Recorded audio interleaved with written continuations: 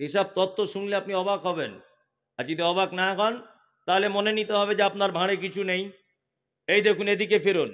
বলছে মানুষ যদি দাঁড়িয়ে যদি পানি পান করে, আমাদের পানি যখন আমরা পান করি, পানিটা ডাইরেক্ট পৌঁছানোর আগে এই জায়গাটা আল্লাহ সুবহানাহু ওয়া তাআলা একটা ছাঁকুনির মতো রেখে দিয়েছেন। ছাঁকুনি বোঝেন?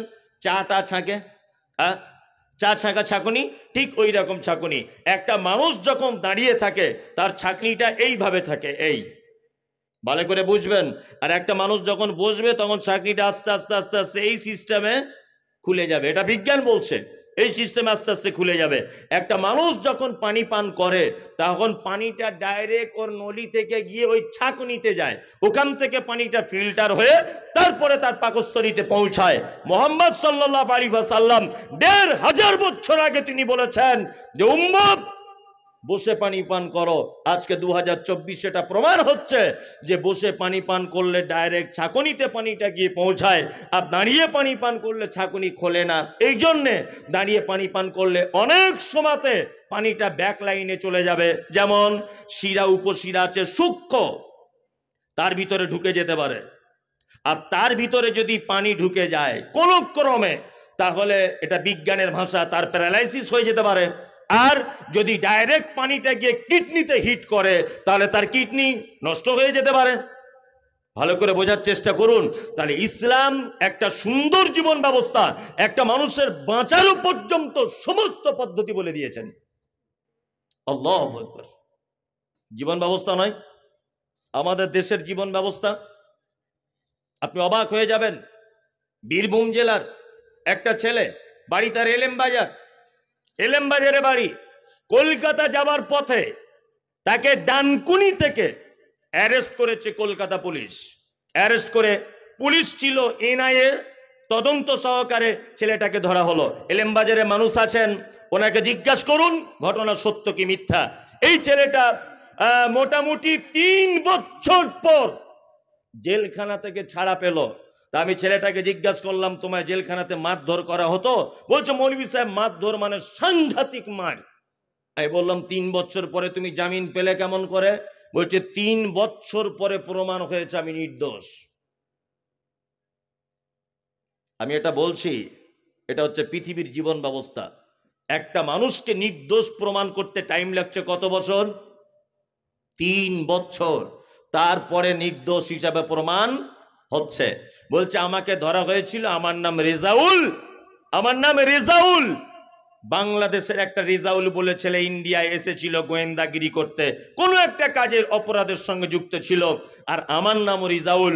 তার ফটো দেখে আর আমাকেও একই রকমের দেখতে বলে ওই জন্যে আমাকে অ্যারেস্ট করা হয়েছে। ৩ বছর এটা বুঝতে টাইম লাগলো যে এই ফটোটা এ নয়। কি বললাম বুঝলেন? অজস্র মানুষ আজও পর্যন্ত 10-20 বছর যাবৎ জেলখানাতে গিয়ে বসে আছে।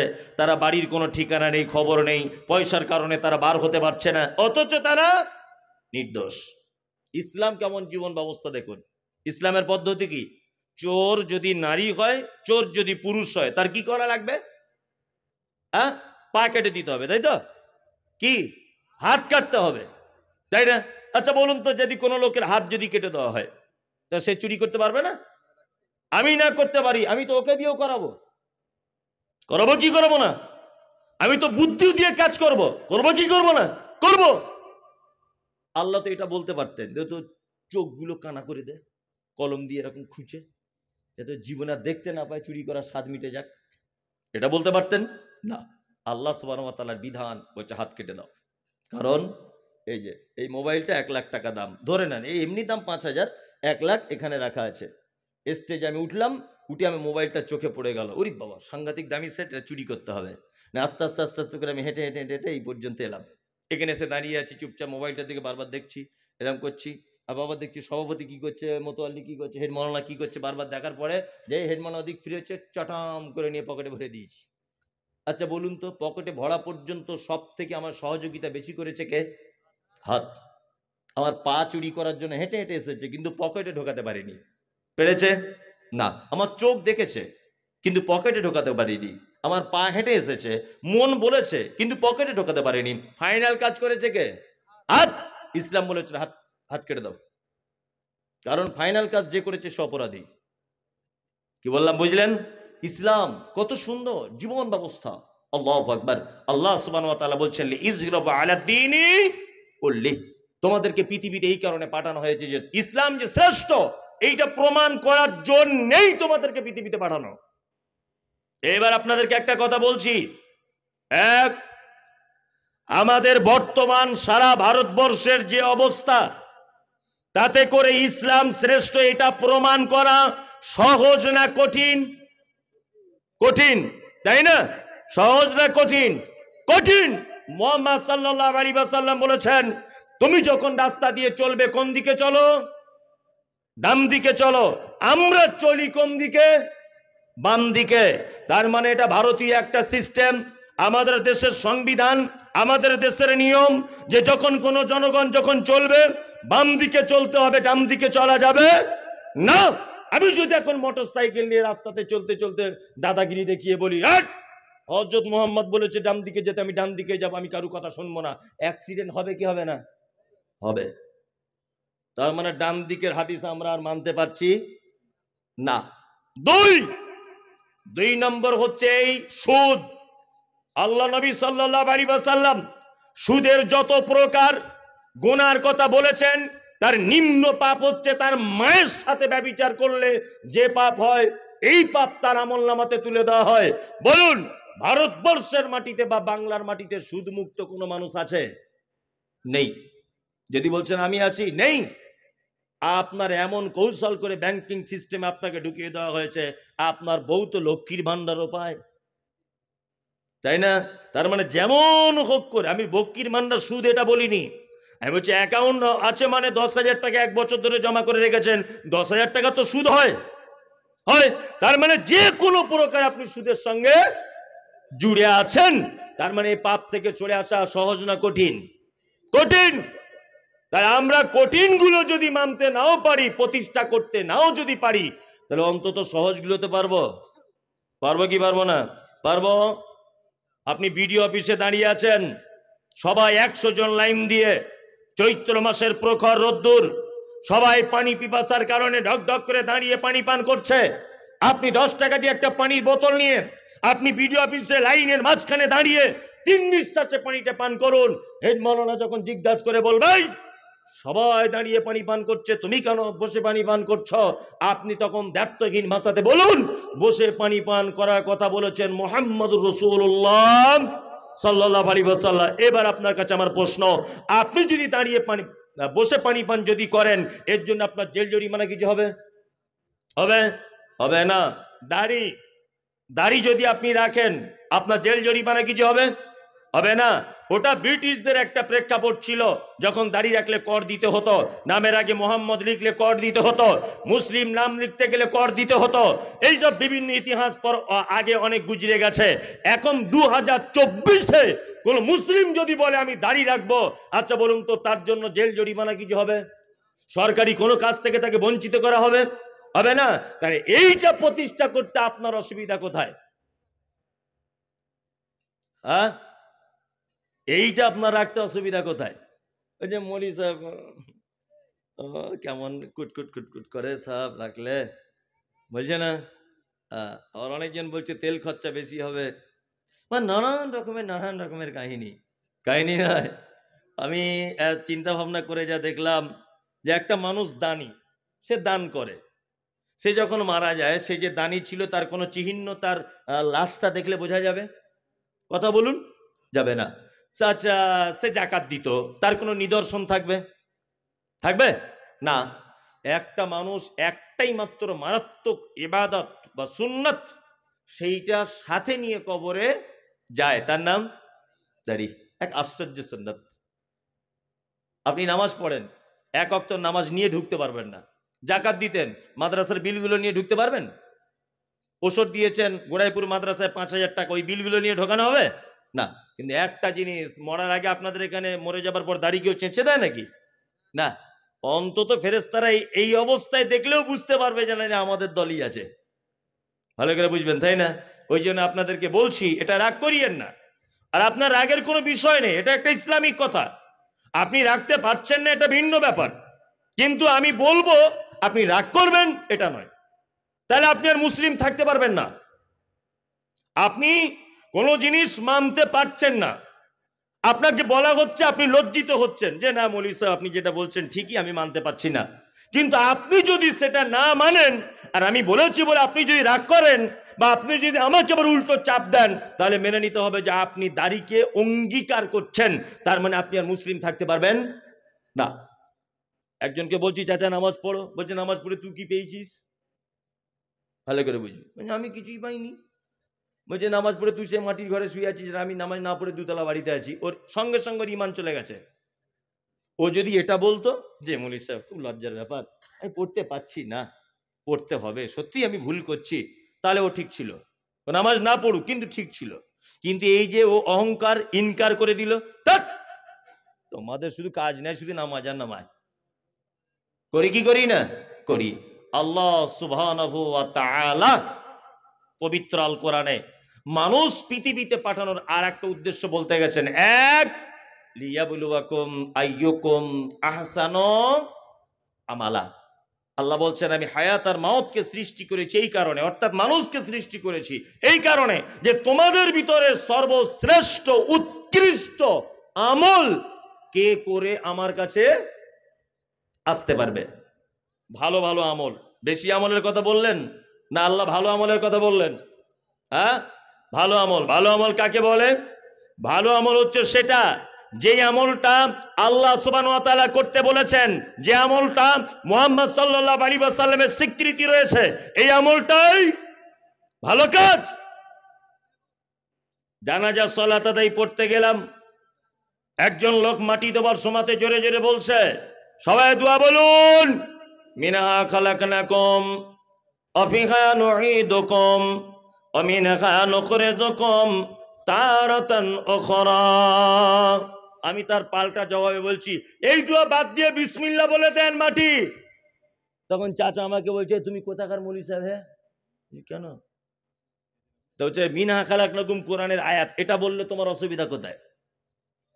এটা বললে তোমার অসুবিধা কি হচ্ছে? তুমি এটা বলতে মানা করছো। আমি তখন বললাম চাচা এটা যে এখানে বলতে হবে তোমাকে এটা কে বললো? বলছে কোরআনের আয়াত বললে অসুবিধা কি? বোঝার চেষ্টা করুন, কোরআনের আয়াত বলেই যে সব জায়গায় বলা যাবে এটা ঠিক হ্যাঁ না। রুকুতে গিয়ে কি বলতে হয়? আল্লাহু আকবার। রুকুতে গেলাম, গিয়ে কি বলি? সুবহানা রাব্বিয়াল আযীম বলি না? তো ওইটা ওই জায়গায় যদি বলি ইন্না আ'তাইনাকাল কাউসার ফাসাল্লি লিরাব্বিকা ওয়ানহার ইন্না শানিয়াকা হুয়াল আবতার। নামাজ হবে না বাতিল? বাতিল। একই তো জিনিস, একই জিনিস নয়? একই তো। সুবহান রাব্বিয়াল আযীম, এর থেকে উত্তম কথা আমি বললাম না কোরআনের আয়াত। তার মানে বোঝা যাচ্ছে সব জায়গাতে সবটা ফিট করা যাবে না। উত্তম হচ্ছে সেইটা যেটা আল্লাহর আদেশ রয়েছে আর মুহাম্মদ সাল্লাল্লাহু আলাইহি ওয়াসাল্লামের আদেশ রয়েছে, এটা উত্তম। বড় বড় আলেমরা বসে আছেন স্টেজে, আমাদের নবী মুহাম্মদ সাল্লাল্লাহু আলাইহি ওয়াসাল্লাম তিনি বলছেন কোন মানুষ যখন মৃত্যুর অবস্থায় থাকে, সে যখন একদম অন্তিম শয্যায় পৌঁছে যায়, তখন তোমরা বলো লা ইলাহা ইল্লাল্লাহ। তোমাদের বলাতে যদি ওই লোকটা একবার বলে দেয় লা ইলাহা ইল্লাল্লাহ, তাহলে নবীজি বলছেন ওই লোকটা যাবে কোথায়? জান্নাতে। তবে ওকে বলার আদেশ করতে পারবেন না যে ভাই বলো লা ইলাহা ইল্লাল্লাহ, ভাই বলো লা ইলাহা ইল্লাল্লাহ, না। আদেশ করলে একটা বিপরীত দিকে ক্ষতি আছে, সেটা হচ্ছে এই ও মৃত্যু যন্ত্রণায় আছে, আপনি যদি তাকে প্রেসার করেন ও অস্বীকার করে দিতে পারে, ও গাল দিয়ে দিতে পারে, ও অসহ্য যন্ত্রণায় উল্টো পাল্টা কিছু বলে দিতে পারে। এই কারণে আপনার উচিত হবে আপনি নিজে বলবেন লা ইলাহা ইল্লাল্লাহ। আপনার ভাই যদি ওটা শুনে যদি বলে লা ইলাহা ইল্লাল্লাহ, তাহলে অবশ্যই ওর থাকার জায়গা জান্নাত। আপনার আব্বা এইরকম মুহূর্তে রয়েছে, আপনি চলে গেলেন কোন মাদ্রাসায়, গিয়ে কারি সাহেবকে ডেকে বলছেন কারি সাহেব তাড়াতাড়ি করে আসুন, আমার আব্বা যায় যায় ভাব। কারি সাহেব বলছে আমার অন্য জায়গায় দাওয়াত আছে, আমি 4টে ছেলে পাঠিয়ে দিচ্ছি।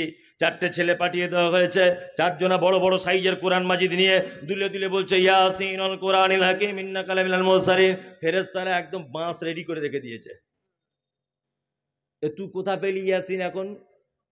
ইয়াসিন এটা কোরআনের একটা সূরা, তাই না? হ্যাঁ, তা এই মুহূর্তে এখানে পড়ার ব্যাপারে হযরত মুহাম্মদ সাল্লাল্লাহু আলাইহি ওয়াসাল্লামের কোনো আদেশ আছে? আছে। তার মানে এটা ভালো কাজ না খারাপ কাজ? অবশ্যই খারাপ কাজ। আমি আপনাদেরকে কয়েকটা ভালো কাজের আদেশ আল্লাহ নবী সাল্লাল্লাহু আলাইহি ওয়াসাল্লামের তরফ থেকে দিয়ে দিচ্ছি, আর কয়েকটা ভালো আমল করার জন্য বিনীত অনুরোধ করে দিচ্ছি। আমি জানি শীতকালীন রাত, আমি এসেই বুঝতে পেরেছি যে আমি যখন বক্তব্য দেবো তখন আর মানুষের ধৈর্য থাকবে না। যত দামির বক্তাই হোক না কেন, যত স্বাদের বক্তাই হোক, মানুষ শীতকালে ধৈর্যের বাইরে চলে গেলে আর থাকবে না। তারপরেও যারা আপনারা আছেন টুকটুক টুকটুক করে শুনে নেন, আমি 2-5টা কথা বলে দিই। এক, ভালো কাজ বলে দিচ্ছি, আমল করবে ইনশাল্লাহ? হ্যাঁ, ইনশাল্লাহ আমল করবো তো? ইনশাল্লাহ। এক, আল্লাহ নবী সাল্লাল্লাহু আলাইহি ওয়াসাল্লাম বলেছেন, হাক্কুল মুসলিমি আলাল মুসলিমি খামসিন রাদ্দুস সালাম। এক মুসলমান আর এক মুসলমানের উপরে 5টা হক। আর একটা রওয়ায়াতে এসেছে 6টা, তা আমি 5টারটা বলছি। এক, কোন মুসলিমের সঙ্গে দেখা হলে তুমি বলবে কি? আসসালামু আলাইকুম। আচ্ছা, এইটা বলতে গিয়ে পয়সা খরচা হলো, অথচ 10টা নেকি পেয়ে গেলেন, তাই না? আমি শুনেছি আপনার ছেলে নাকি ইংলিশ মিডিয়ামে পড়ছে, আলহামদুলিল্লাহ, ভালো জিনিস। ও ফটার ফটার করে ইংরাজি বলে, good morning, good evening, good afternoon, বলে না? আপনার ছেলে যদি একদিনে good good good good good good good good করেই যদি যায়, 4 আনা নেকি হবে বলে মনে হয়? হবে না। আপনার ছেলে ইংলিশ মিডিয়ামে পড়ুক, এটা আমার আপত্তি নেই। আপনি অন্তত পক্ষে বাড়ি এলে বলবেন যে তোমার চাচার সঙ্গে দেখা হলে গুড মর্নিং বলতে হবে না, বলো মুহাম্মদ সাল্লাল্লাহু আলাইহি ওয়াসাল্লামের শেখানো আসসালামু আলাইকুম, এটা বলো। সালাম সবাইকেই দেবো আমরা ইনশাল্লাহ। বউকে দেওয়া যাবে না, বউকে দেওয়া যাবে? বউকে দেওয়া যাবে না। বউকে দিলে খুব বুঝে মনীষার লজ্জা লাগে, লজ্জা লাগে না? ও এক বালিশে মাথা দিয়ে শোয়া যায় তখন লজ্জা লাগে না? হ্যাঁ, গলা ধরে বসে গল্প করা যায় তখন লজ্জা লাগে না? হ্যাঁ, একসঙ্গে গোসল করা যায় তখন লজ্জা লাগে না? প্রেমের গল্প করা যায় তখন লজ্জা করে না? আর আসসালামু আলাইকুম মৌলী সাহেব কি করে বলবো? খুব লজ্জার ব্যাপার না? সবাইকে সালাম দেয়, বউকে দেয় না, তাই না? আমাদের পশ্চিম বাংলার প্রায় ফ্যামিলিতে স্বামী স্ত্রী অশান্তি হচ্ছে না? হচ্ছে কি হচ্ছে না? হচ্ছে। আজকে থেকে আর হবে না। আপনি একটা আমল করুন আজকে থেকে, ছোট আমল, আমলটা করুন, দেখবেন আর হবে না ইনশাল্লাহ। এক, আসসালামু আলাইকুম বাংলা মানে কি? আল্লাহ তুমি তার উপর শান্তি বর্ষণ করো, তাই তো? আর ও প্রতি উত্তরে কি বলবে? ওয়ালাইকুমুস সালাম, আল্লাহ তোমার উপরও শান্তি বর্ষণ করুক। তার স্বামী স্ত্রী ঝগড়া হয়েছে, ধরে নেন, বাড়ি ঢুকলেন, আসসালামু আলাইকুম খাদিজা, কি করছো? ও যত বদমাইশ মেয়েই হোক, সালামের উত্তরটা অন্তত নিবে। ও উত্তরে কি বলবে? ওয়ালাইকুম আসসালাম। কোন রকম আছি, বেশি ভেটা ভেটা করো না, যাই করুক কিন্তু সালামের উত্তরটা নেবে, নেবে কি নেবে না? তাহলে আপনি যদি দিনে 10 বার যদি এটা বলেন যে তোমার উপরে আল্লাহর তরফ থেকে শান্তি বর্ষণ হোক, আর ও যদি বলে তোমার উপরেও হোক, আর একবার যদি কবুল হয়ে যায়, তাহলে আর অশান্তি থাকবে? থাকবে? থাকবে না। এই পদ্ধতিটা সত্যি খুব ইম্পর্টেন্ট একটা পদ্ধতি। আপনার স্ত্রীকে বেশি করে সালাম দেবেন। কি বললাম বুঝলেন? 2, নিজের বাড়িতে হোক অপরের বাড়িতে হোক, লা তাদখুলুল বুয়ুতা গায়রা বুয়ুতিকুম, নিজের বাড়ি হোক অপরের বাড়ি হোক, যখন ঢুকবেন কি বলে ঢুকবেন? আসসালামু আলাইকুম। কেন বলতে হবে এটা? আগে আপনাকে বলেছি, সারা পৃথিবীর সব থেকে উত্তম জীবন ব্যবস্থা, তার নাম হলো ইসলাম। আপনার বাড়িতে একটা বেটি রয়েছে, আপনার বয়স তার 16 বছর, আপনি বাড়িতে নাই, আপনার বিবি আর আপনার বেটি দুজনা শীতকালে গোসল করে বারান্দায় বা বাড়ির আঙিনাতে রোদ্দুরে বসে আছে চুল খোলা অবস্থায়। আপনার 16 বছরের বেটির বুকে ওড়না নাই, আপনার বাড়িতে বৌমা রয়েছে, গায়ে চাদর নাই, শাশুড়ি আর বৌমা দুজনে বসে আছে মোটামুটি আগলা অবস্থায়। আগলা মানে ইম্পর্টেন্ট জায়গাগুলোতে সব ঢাকা রয়েছে, কিন্তু তার বগলে ফাঁকা, এইদিকে তার পেট ফাঁকা, এইদিকে হাঁটুর নিচে ফাঁকা, তেল মাখছে শীতকালে রোদ্দুরে বসে বসে, আর আপনি যদি হঠাৎ করে বাড়ির ভিতরে ঢুকে যান, আর আপনার বেটি যদি এই অবস্থায় থাকে, আর আপনার বৌমা যদি এই অবস্থায় থাকে, তাহলে বলুন তো দেখি, বৌমার আপনার বেটি লজ্জা পাবে কি পাবে না? ইসলাম বলেছে তুমি দরজায় দাঁড়িয়ে থেকে বলবে, আসসালামু আলাইকুম, ও আয়েশার মা, আমি বাড়িতে চলে এসেছি, তাড়াতাড়ি করে দরজা খোলো। তোমার স্ত্রী আস্তে আস্তে করে দরজা খুলতে আসবে, তোমার মেয়ে চলে যাবে ঘরের ভিতরে, ঘরের ভিতরে গিয়ে তার প্রয়োজন মতো পোশাক পরে নিবে, গায়ে ওড়না নিয়ে নিবে। আর তখন যদি আপনি বাড়িতে প্রবেশ করেন, আপনিও লজ্জা পাবেন না, আপনার বেটিও লজ্জা পাবে না। এই জন্য ইসলাম বলেছেন, নিজের বাড়িতে হোক অপরের বাড়িতে হোক, তোমরা সালাম দিয়ে প্রবেশ করবে ইনশাল্লাহ। আজকে থেকে এই আমলটা করব, সবাই সবাইকে সালাম দিব ইনশাল্লাহ। চলুন, 2, ওয়াইয়াদাতুল মারিজ, অসুস্থকে দেখতে যাও। পাড়া প্রতিবেশী কেউ যদি অসুখে পড়ে যায়, তাহলে আমরা তাকে দেখতে যাব। এগুলো ফ্রি নাকি? পয়সা খরচা হবে না। ফজরের নামাজ পড়ে গেলেন, পাড়ার একটা আব্দুল্লাহ বলে লোক অসুখে পড়ে আছে, বিছানায় পড়ে আছে, গেলেন, গিয়ে তার মাথায় হাত দিয়ে বললেন, লা বাসা তাহুরুন ইনশাআল্লাহ, ভাই টেনশন করো না, আল্লাহ তোমাকে ভালো করবে। চাচা কোন ডাক্তার দেখাচ্ছ? মামু এখন খেতে টেতে পারছো? একটু জিজ্ঞেস করলেন, বাড়ি চলে এলেন। বিশ্ব নবী তিনি বলেছেন, রুগী তো কল্যাণ যা পাবে পাবে, যে দেখতে গেছে ও বেশি কল্যাণ পাবে। লাভ হলো না লস হলো? আসমানের ফেরেশতারা পর্যন্ত দোয়া করবে, কল্যাণ কামনা করবে। কার জন্যে? যে দেখতে গেছে তার জন্যে। আল্লাহু আকবার। এইবার আপনাদেরকে আর একটা কথা বলি, ইজাবাতুদ দাওয়াতি, কেউ দাওয়াত দিলে গ্রহণ করবে ইনশাল্লাহ। ইনশাল্লাহ। দাওয়াতের ব্যাপার ইনশাল্লাহ তো বলতেই হবে। গরুর গোস্তের ব্যাপার আছে, তাই না? ওই দেখি তো মাদ্রাসার জলসা টলসা হলে মানে গেট ভেঙে ফেলছে এরকম করে। কিছু কিছু মাদ্রাসা মনে হচ্ছে জীবনে খাই নাই, ও গরুর গোস্ত চোখেই দেখিনি, এরকম একটা মনে হয় আর কি। আপনাদের এখানে গোড়াইপুরের কথা বলছি না, ওই ওই আরো অন্যান্য যত মাদ্রাসা জলসা বা মসজিদের ঈদগাহ জলসা হয়, ডেলিগেটে মনে হচ্ছে গেট ভেঙে ফেলছে। আশ্চর্য ব্যাপার, এটা ভদ্রতাটুকু নেই। আচ্ছা, নেই, আশ্চর্য ব্যাপার। দাওয়াত বৈধ হলে কবুল করবেন ইনশাল্লাহ। অবৈধ দাওয়াত তাহলে কি না, কিছু কিছু দাওয়াত বাড়ি আছে, আপনি যাবেন না, আপনার থেকে সেজন্য একটা শিক্ষা পায়। যেমন ধনী গরিবের বৈষম্য রেখে যে দাওয়াত বাড়িতে খাবার পরিবেশন করা হয়, একই প্যান্ডেল, একটাই সিস্টেম, একই ক্যাটারিং এর মালিক, কর্মচারীরা মাল দিচ্ছে, ওইদিকে দিচ্ছে খাসি আর এদিকে দিচ্ছে গরু। এই রকম কোন পরিস্থিতিতে যদি আপনি পড়েন, কোন আপনার বিবাহের অনুষ্ঠানে বা কোন অনুষ্ঠানে যদি আপনি দেখেন, তাহলে আপনাকে রিটার্ন চলে আসবেন, এটা আপনার জন্য উত্তম। কারণ ইসলামে কোনো বৈষম্য নাই। গরিবের যে সম্মান, ধনীর একই সম্মান, লম্বা কালো বেঠে পরিষ্কার, সাদা চোখ কালো চোখ কটা চোখ, কারোর কোনো ডিফারেন্স নেই।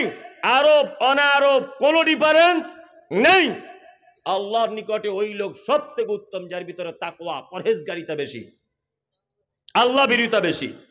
2, এমন একটা বৈঠকে আপনাকে দাওয়াতের জন্য আহ্বান করা হলো, যে বৈঠকে বা যে দাওয়াত বাড়িতে আপনি গিয়ে দেখছেন বাদ্যযন্ত্র বাজছে। এখন তো গান বাজনা ছাড়া বিয়ে শাদী হয় না, তাই না? আপনাদের এলাকাতে হয়তো হয় না, আমাদের ওদিকে হয়, সব জায়গায় হয় না, কিছু কিছু বাড়িতে আসে। আল্লাহু আকবার। মানে কি বলবো, মানে সত্যি আগেকার দিনে মেয়েদের যে নারীদের যে মর্যাদা ছিল, এখন আর সেটা আছে না। এই মোবাইল প্রথম যখন সুইচ আলা মোবাইল ওঠে, তখন মানুষ এইভাবে কথা বললে পাড়ার লোক দেখতে যেত, এইরকম করে কথা বলছে, এ আমার কি, দেখতে যেত না।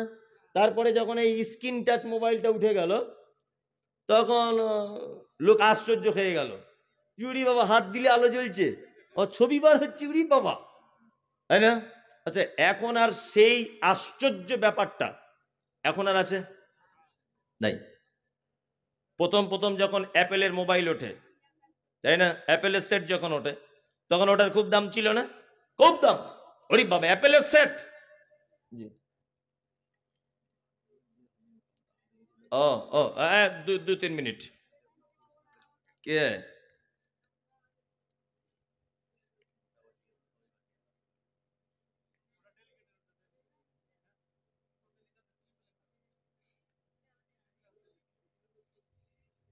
আপনি আমাকে কেন জিজ্ঞেস করছেন? হেড মহল্লা বসে আছে। আমি আমাকে কেন জিজ্ঞেস করছেন? আমি কি বড় আলেম নাকি? আমি বক্তা? এই খ্যাপা কোথায়! যে জিজ্ঞেস করেছে আর এক পাগল। আমি উত্তর দেবো না। আমি জানি তবুও বলবো না। কি বললাম বুঝলাম? সামান্য ব্যাপার, হেড মাওলানা বলে দেবে। আমি কেন বলতে যাব? আমি প্রশ্নের উত্তর দেওয়ার ক্ষমতা রাখি না। তবে একটা ছোট্ট কথা, যেটা ফতোয়াবাজি নয়, কিছু নয়, এটা জানার বিষয়, জানিয়ে দিই। যদি আপনার জোহর, আসর, মাগরিব এই সমস্ত নামাজগুলি যদি আপনার কাজা হয়ে যায়, তাহলে আপনার ধরে নেন জোহরের নামাজ কাজা হয়ে গেল, তাই তো? আসরের মসজিদে গেছেন, দেখছেন আসরের নামাজ চলছে, আপনি আসরের নামাজে দাঁড়াবেন, কিন্তু জোহরের নিয়ত করে দাঁড়াতে হবে। কারণ সিরিয়াল বাই সিরিয়াল, জোহর আগে পড়বেন, ওই আসরের জমাতে আপনি দাঁড়ান, আপনি নিয়ত করুন আমি জোহরের পড়ছি, জোহরটা পড়া হয়ে যাবে ওই জমাতে, নেকি পেয়ে যাবেন আপনি জমাতের, তারপরে আপনি আসরেরটা পড়বেন, সিরিয়াল বাই সিরিয়াল। কি বললাম বুঝতে পেরেছেন? হ্যাঁ। আর উনি যে প্রশ্ন করেছেন, ইসলামে কোনো রকমের ওজর নেই, কোনো রকমের ওজর নেই। উনি বলছেন আমি সকাল 8টায় কাজে যাই, সন্ধ্যা 6টায় বাড়ি আসি, মালিককে বলি জোহর আসরের নামাজ পড়বো মগরিবের, আমার মালিক আমাকে ছুটি দেয় না, আমি বলবো তুমি ও কাজ ছেড়ে দাও, ও কাজ ছেড়ে দাও, দিয়ে অন্য কাজ করো, কোনো রকমের অপশন নেই, ও কাজ তুমি ছেড়ে দাও, যে অন্য কাজ দেখো, পৃথিবীর জমিনে অনেক কাজ রয়েছে, সেই কাজগুলো তুমি দেখো। যাই হোক, যে কথা বলছিলাম, আমি বলতে বলতে লাইনচ্যুত হয়ে গেছিলাম, এইদিকে প্রশ্নটা এলো বলে। যে কথা বলছিলাম সেটা হচ্ছে ইজাবাত দাওয়াতে, বৈধ দাওয়াত দিলে কি গ্রহণ করবেন, আর জানাজা গ্রামে হলে তার সালাত আদায় করবেন কি। আর জানাজা সংক্রান্ত আর একটা কথা বলে দিই, সেটা হচ্ছে যে যে কেউ মারা গেল আপনি জানাজা পড়তে চলে গেলেন না, মাঝে সাঝে দুটো একটা জানাজায় শিক্ষা দেওয়ার জন্য আপনি যাবেন না। যদি বলছেন এটা কেমন কথা, আপনি তো মারাত্মক গেঁড়াকল বলে দিয়ে চলে গেলেন, আমি বলিনি। আব্দুল হামিদ ফাইজি আল মাদানী হাফেজাহুল্লাহ সাহেব চেরেন, একটা বড় মাপের আলেম, তিনি একটা বই লিখেছেন জানাজা দর্পণ।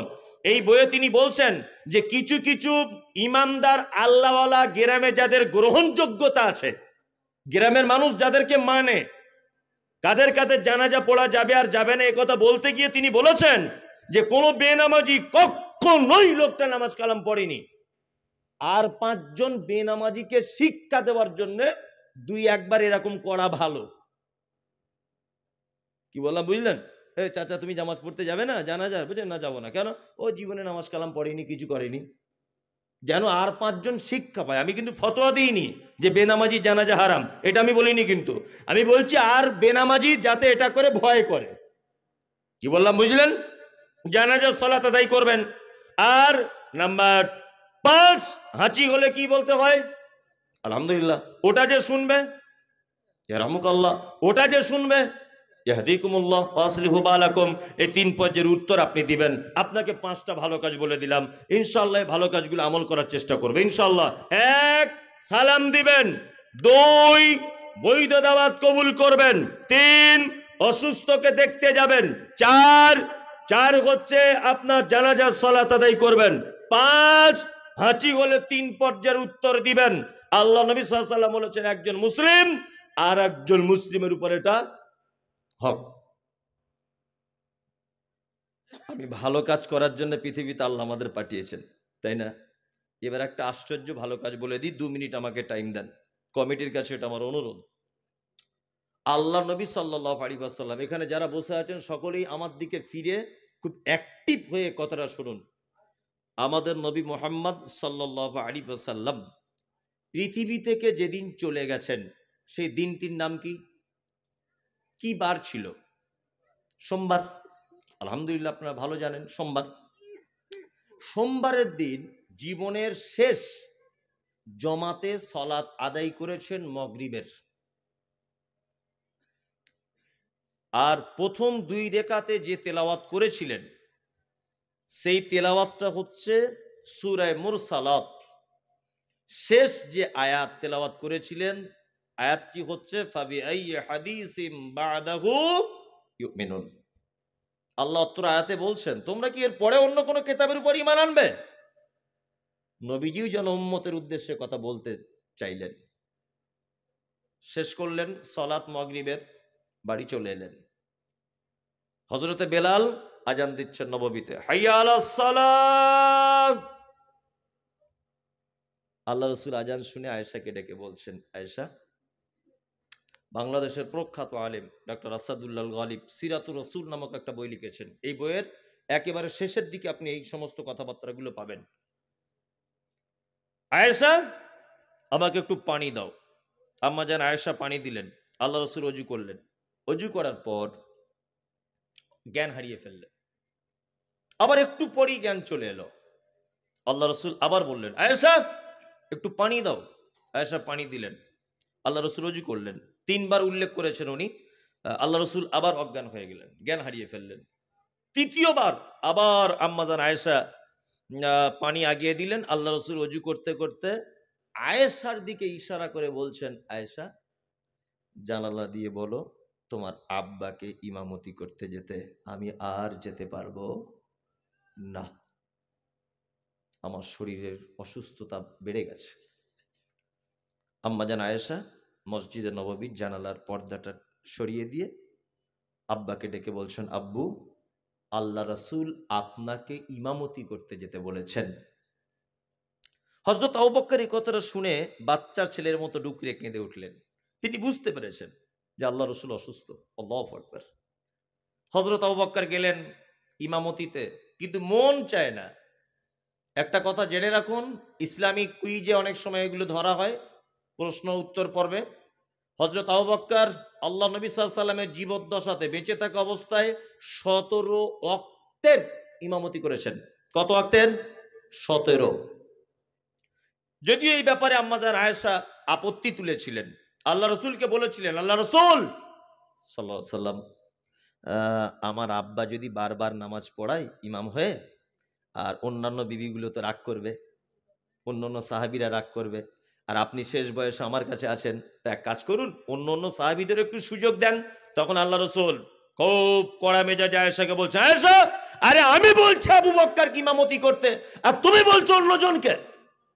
কখনোই নয়, তোমার আব্বা ইমামতি করবে। ইমামতি করলেন।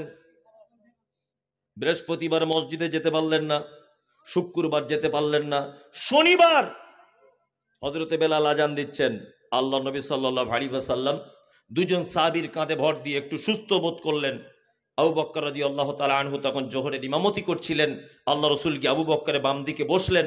আল্লাহ রাসূল হলেন ইমাম, আবু বকর হয়ে গেলেন মুকাব্বির। ইসলামের প্রথম মুকাব্বির হচ্ছেন হযরত আবু বকর সিদ্দিক রাদিয়াল্লাহু তাআলা আনহু। আল্লাহ রাসূল বাড়ি চলে এলেন। বাড়িতে আসার পরে সর্বপ্রথম আম্মা জান আয়েশা সিদ্দিকা রাদিয়াল্লাহু তাআলা আনহাকে তিনি বলছেন, আয়েশা আমাদের বাড়িতে কি কোনো সম্পদ আছে? আম্মা জান আয়েশা বলছেন, আল্লাহ রাসূল 5টা থেকে 9টা স্বর্ণের দিনার আছে। স্বর্ণের কয়েনকে দিনার বলে, আর দিরহাম বলে চাঁদির কয়েনকে। 5টা থেকে 9টা দিনার আছে। তখন আল্লাহ রাসূল আওয়াজ বাড়িয়ে দিয়ে বলছেন, আয়েশা তুমি এগুলো দান করলে না কেন? কেন তুমি দান করলে না?